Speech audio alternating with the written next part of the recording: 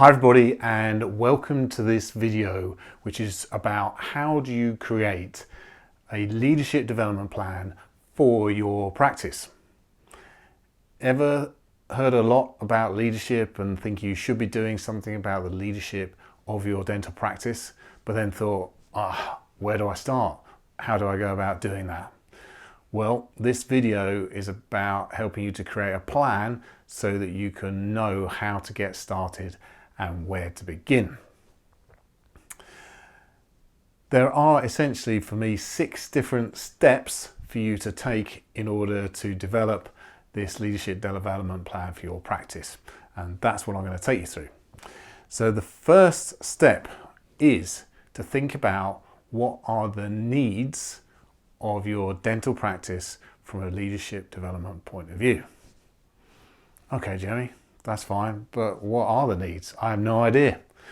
Well, I think it's good to think about 3 kind of different areas. Firstly, what behaviors are you observing? I talked about this in a previous video and blogcast and article. So what are the behaviors that you're seeing that either indicate great leadership or not so great leadership, and perhaps no leadership at all? Where are you seeing those behaviors? So are there specific teams, specific people where you're noticing and witnessing those behaviors? And this will start to get you thinking about where are you seeing a need, a specific need for some development of leadership skills and capabilities. Also, then thinking about the teams where you're seeing this, because again, that will indicate there's a specific need for specific teams. To go alongside this, look at different statistics, different measures. Again, I covered this in a previous article. Different measures such as perhaps what's your turnover, what's your employee turnover, what's your employee engagement levels, what's your sickness levels. All these things will indicate the need, or perhaps not so much the need, to invest and develop your leadership in specific areas. So this is the first kind of area, first step really, which is to identify the leadership development needs for your practice. Identify the needs. Once then you've done that, then the next important thing is to think about, well, who can impact this the most? So who can have a real impact on these needs that you have? And the first place to start, before you're thinking about anybody else, is about you. What do you need to develop from a leadership point of view? Where do you need to grow? What can you do to develop your leadership skills that will impact those needs of the practice? And you'll say, but Jamie, that's what my practice manager for, that's what this person's for. Yes, those people are very important, and it's very important to develop and look to see what impact they can have in meeting your needs as a practice. But ultimately, if you're the dental practice principal, you will be the leader of the practice, and people will always look to you as the leader. So to really think about your own leadership skills and how to develop those. So start with yourself first, and then look at the people around you and the people in your team and think about what impact can they have? Who are the key people who can really help with the leadership of the practice? So step 2 is that, which is about identifying who. Once you've identified who, then it's to move on to, well, broadly, how can we identify the broad areas of development? So where are the specific behaviors that need to be improved? Perhaps you've identified them, but also it's to start to get the person to think about what are the areas that they would like to develop. And so you start having this 2-way conversation and thinking about, well, what are the areas that I've identified that I'd like to develop? All right, so identifying key areas of development.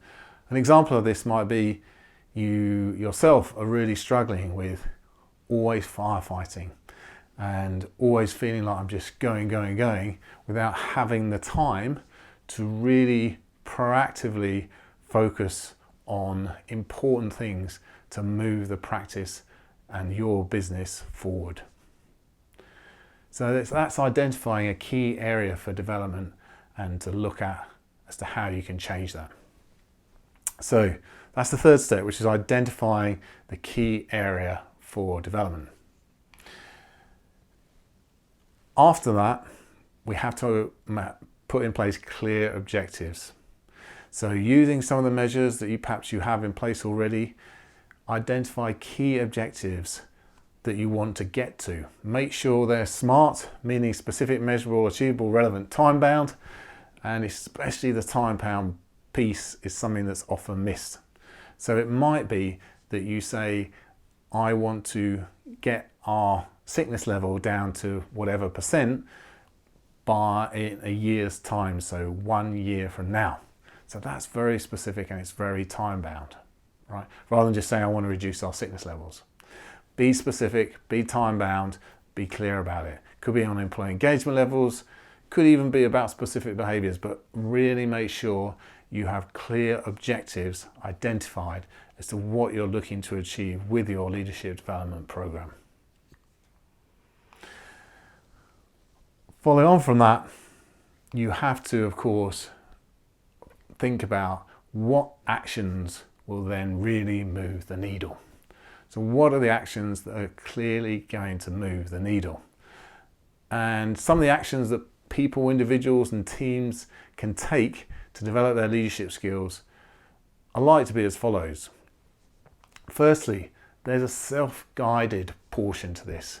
There's so much content out there on the internet, podcasts, books, reading, blogs, so much information available for people in their own time to do their own learning, their own reading and their own listening, however they prefer, their own watching of videos to help develop their own leadership skills. Of course, I've got loads of content on my website and on my YouTube channel, so just use that. It's there to help you develop leadership skills, your leadership skills. So that's kind of the first area, the kind of self-guided, and within that I would actually include writing as well. I think writing is such a great way to learn and grow and develop. You can write about specific subjects, so once you've watched a video, write down your own learnings and reflections on that video, and you can also write about specific experiences that you've had and what you take from those experiences, what you learn from them. Writing, putting it down in hard on the paper just really makes you think about what actually do I really take from this. Okay, so within that self-guided learning, writing, another element to that. So this is the self-guided portion of the action that people can take. Following on from that, you then have courses. And of course, there's plenty of courses out there that you could go on. I, as you know, run a certificate in dental practice leadership. I have an award, a certificate and a diploma in dental practice leadership, specifically around leading your dental practice. And if you do that in a group, in a cohort with other people, you get the learning from those other people as well.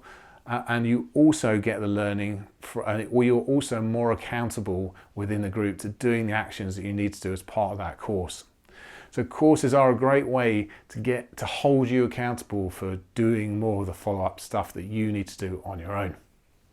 Not only that, but as you know, mine's a fully accredited award, level 7 award, and that means in order to get the award, you have to do certain things. So again, that's holding you even more accountable to do the actions that will ultimately enable you to really learn and have an impact on developing your leadership skills. So if you want to find out more information, there's a link within the blog and you can search online for my courses, Dental Practice Leadership, it's certificate in dental practice leadership and a diploma. So courses, that's the kind of next option. After self-guided, then you've got courses. and to go on a course and to take you through some structured learning. Coaching. Identify specific areas, having a coach such as myself help you explore that, explore what changing that looks like for you, what does success look like for you in that specific area, and helping you to develop and grow in that specific area. To get really clear about what changes you have to make to hold you accountable for making those changes. So getting a coach to help you change and develop your leadership skills, or for somebody in your team. On-the-job development is the next action, and that can range from an additional project that you give somebody through to a full-blown new role. And they take people into out of their comfort zone, really, to help them grow and develop their leadership skills. Perhaps starting with an additional project, and then when they're ready, moving them up into a brand new role. But this is a way to get people to learn, to grow, and to develop their leadership skills by stretching them in their current role with tasks that will test out some of their leadership skills. So on-the-job development. And then finally, team development. What team development would be useful, where you can get teams together and help them understand what high-performing team is, how they work together, how they operate together, and what some of the behaviours they want to change and grow and develop in order to become a highly effective team. Use of a coach for this is super important, just to take out so that you're having someone from outside looking in and seeing what the dynamics are within the team. There's quite a lot there within the action side of it. So to summarize, within action, the actions you can take: self-guided learning, courses, coaching, on-the-job development, and team development. These are the actions that you can put, that you want to take, that form part of the plan. Once you have those actions outlined and clear responsibilities given to people to take those actions, then of course you have to make sure that you take time to reflect. You have to reflect on what's gone, what you've done over a certain time period, who's done what, has that happened, and also how are you progressing towards your overall objectives. Reflecting on what's happened, what was good, what was bad, have things been done, and have you moved the needle towards that overall objective.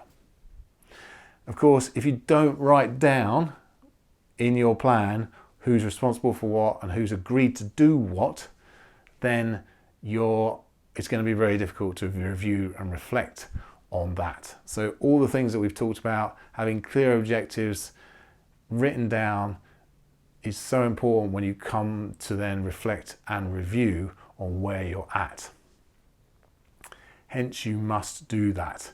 And at the end of this first bar of reflection, make sure you take notes on any changes to the plan, anything you want to adapt, and so it's clear again who's responsible for what and when you're going to meet again the next time to review and reflect on what's been agreed.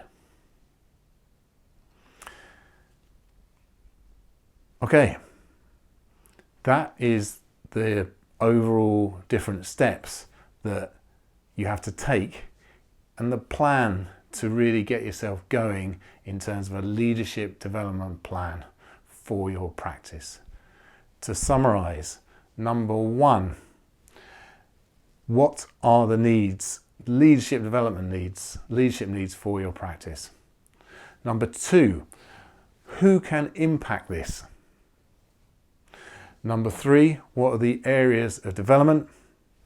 Number four, what are the objectives?